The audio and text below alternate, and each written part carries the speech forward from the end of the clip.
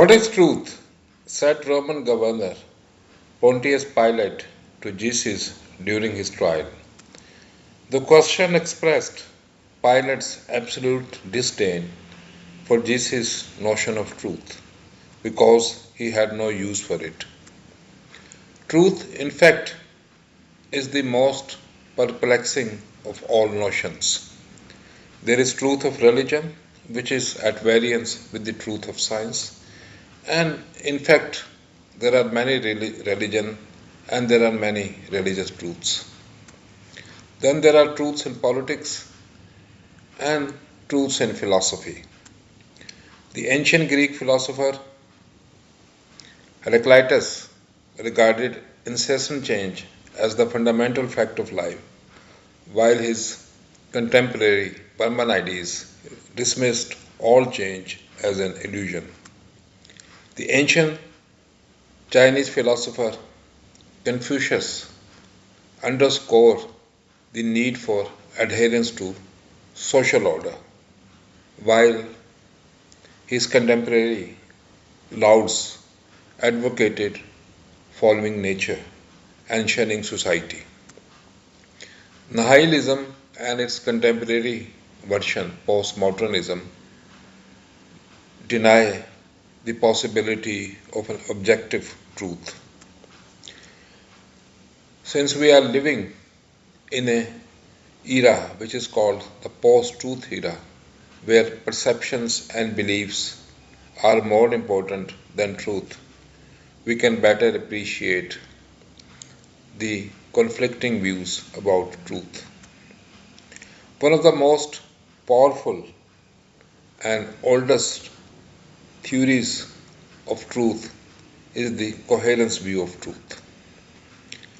According to this view, a judgment is true if it's consistent with other judgments or a system of belief. In its simple version, the coherence view says that truth consists in internal or formal consistency in a system, as in logic and mathematics. For example, if A is greater than B and B is greater than C, then A must be greater than C, which is called the logical implication principle. However, in its advanced version, the coherence view says that reality is an all-inclusive, self-consistent whole, and this view is at the foundations of the philosophy of idealism, which is most commonly associated with such giants as Plato, Hegel, and F.H. Bradley.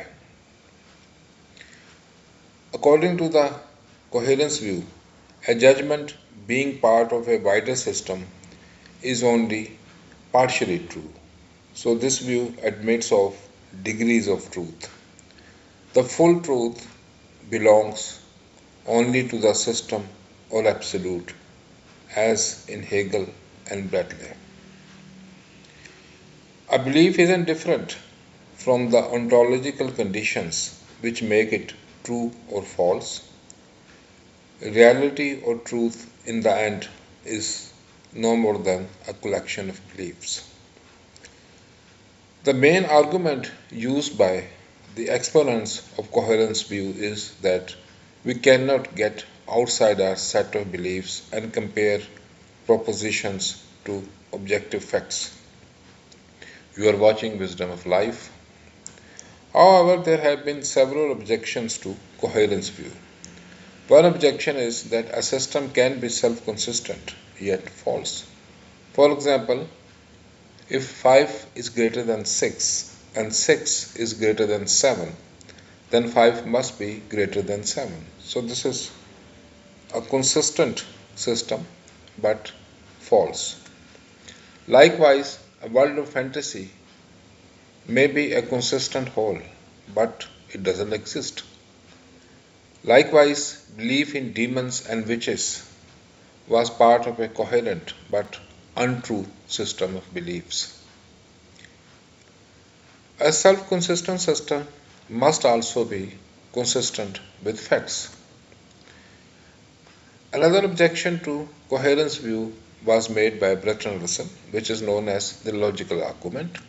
According to Russell, coherence view presupposes the truth of the laws of logic, particularly that of the law of non-contradiction. But coherence cannot prove the truth of the law of non-contradiction. Another objection is that the world existed before humans and their consciousness of it. Therefore, our judgments are a representation of a mind independent world and nothing more. Such objections against the coherence theory of truth have led to some modifications in this theory, and one modification is known as partial coherentism, according to which coherentism is correct theory of truth but for only certain classes of proposition, such as mathematical, moral, and counterfactual propositions. Because in such propositions there is no such thing as objective truth or conditions which exist. Take an example and consider this proposition. If the Epstein files had been released in 2016, Trump would never have been president. Now, this proposition may be true, but no objective fact corresponds to this proposition, since the files were not released in 2016. So, this proposition can be true only if it is consistent with other propositions or a system of beliefs. The only basis, likewise, for holding to be true a proposition about moral actions is our moral standards themselves.